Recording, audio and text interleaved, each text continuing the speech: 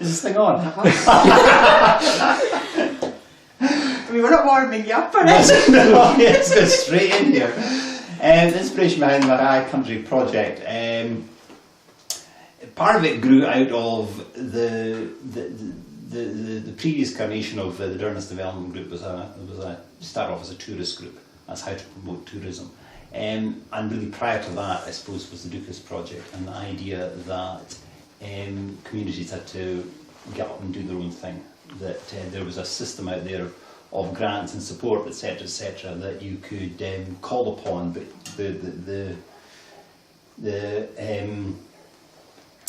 it had to come from the grassroots. Something had happened. And when we started the tourist group and this idea of promoting Durness, it became fairly obvious that we were just too small to promote ourselves in a much bigger context, and there had to be a wider context of promotion. And that's really out of that came, well, what is the wider context? And Sutherland was too big an area. It was already promoted as Sutherland, and in many respects we kind of felt left out of a lot of Sutherland things just simply because of the population bias for the East Coast, etc.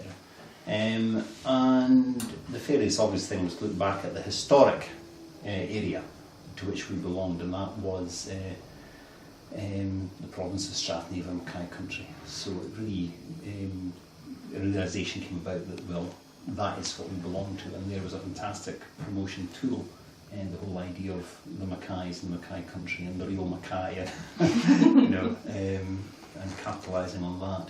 And it was the one thing that traditionally held together this very diverse, sparsely populated area.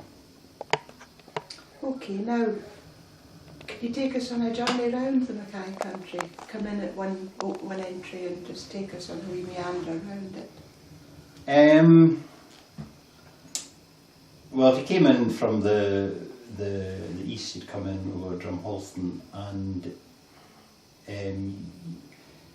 you would really very quickly come into sort of the real Mackay Country coming from that direction, because you would immediately you'd come through Ray first of all, which, although it's in Caithness, we didn't include in this project, because although there were the Lord Ray as chief of Clan Mackay, it was more of an aspiration than an actual reality that the Mackays ever held the whole parish of Ray.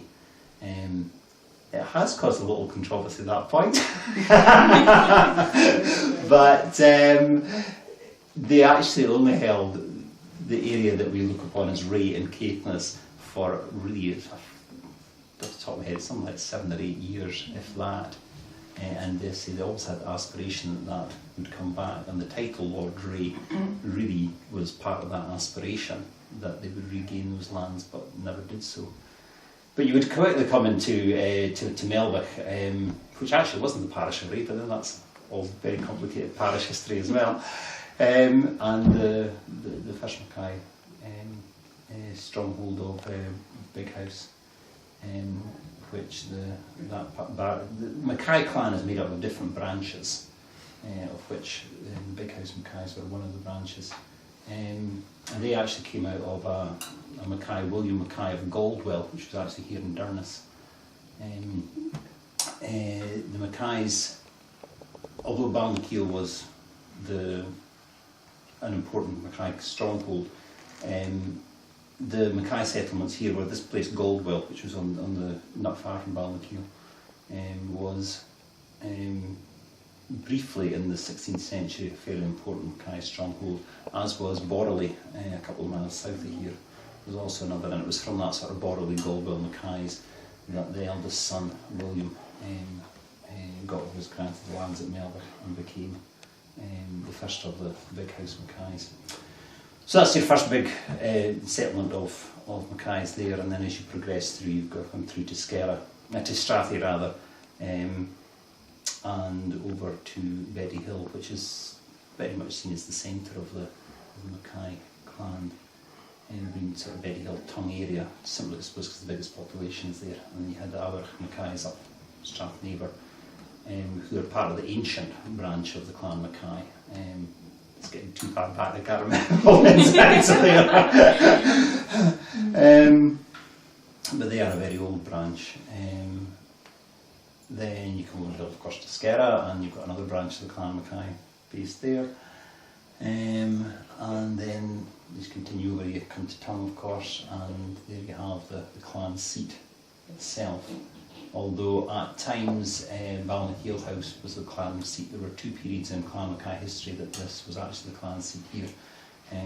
One in the late 1600s when Tongue House was burnt down during the Covenanting period, when it was thought it was actually probably burnt down deliberately so it wouldn't fall into the government hands. And there was a period of about 40 years that Balnakeil was an Ashgaffar clan seat as Tongue was eventually rebuilt. There was also a period again in the early 18th century when I think it was the fourth Lord Ray actually made Balnakeil his home.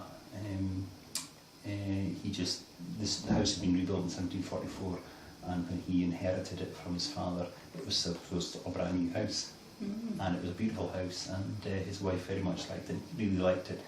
And there was a great flowering of culture within the parish of Durness at that time. It was very much, it was noted prior to that as a centre of culture. Balnakeil was seen as a place to be. And it certainly developed because you had Rob Down the poet at that time, you had Murdo MacDonald the minister, who was a great intellectual person and was greatly admired by Rob Down, and there were just various other things going on in Durness at that time that made Balnakeil a good place to stay. So it became, at the same times, the clan centre. Tongue, of course, did remain ultimately the seat of the clan chiefs.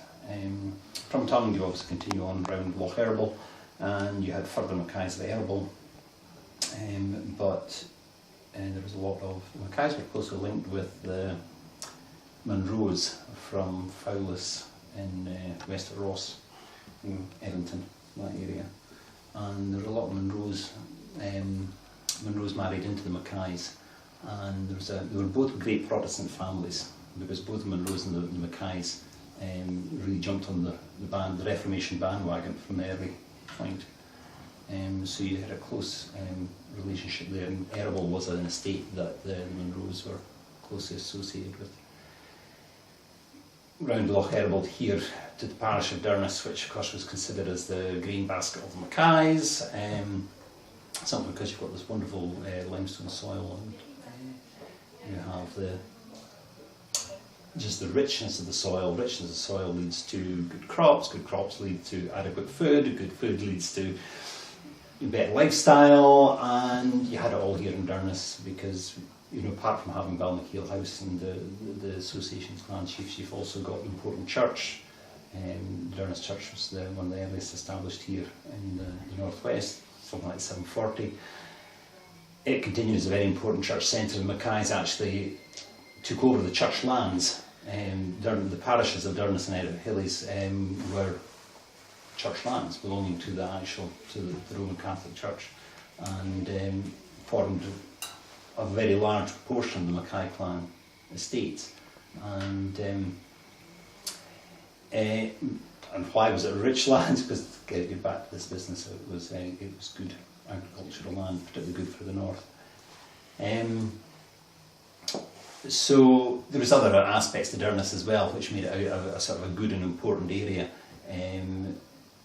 Just odd little things like the fact there's a huge availability of marram grass on the dunes, bent grass, things like that meant you could thatch really well, and if you thatch really well, you could build bigger and better houses.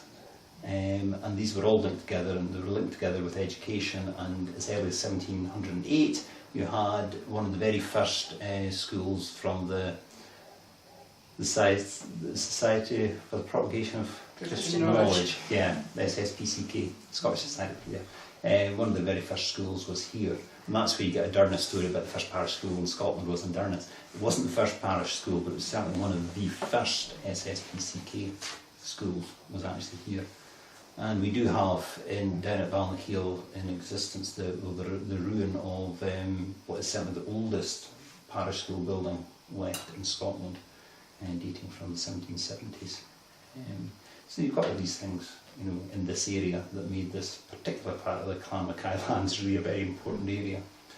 Heading south from here, I mentioned earlier there was the Borley Mackays, and the Borley Mackays went on to found the Scourie Mackays.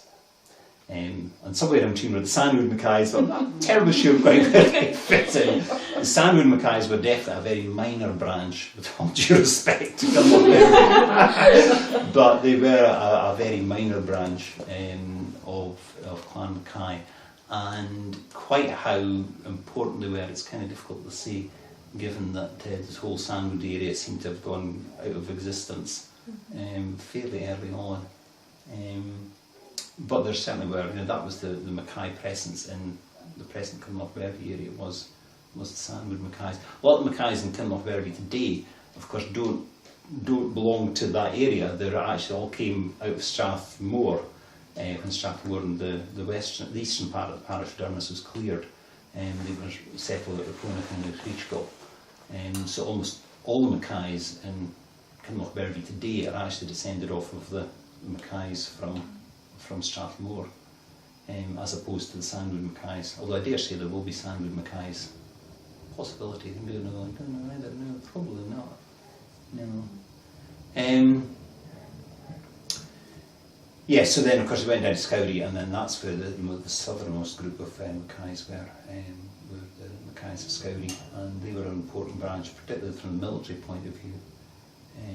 And his name has gone clean out of my head, Captain something or other Mackay of Scourie, who was one of the big leaders, the royalist leaders during the English Civil War and so on, fought at the Battle of Worcester and Battle of Killiecrankie and all that thing. But that part of history is complicated, and I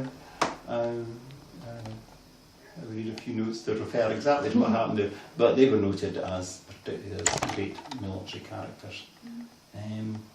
And they also, I suppose, defended the southern borders, as it were, because once you pass through Carlskew, you're into the land of MacLeod, and there was never a great deal of love between the Mackays and the MacLeods. Partly because, of course, you were also back into they didn't embrace the Reformation quite in the same way, so there were religious tensions there. And that takes you on a quick tour.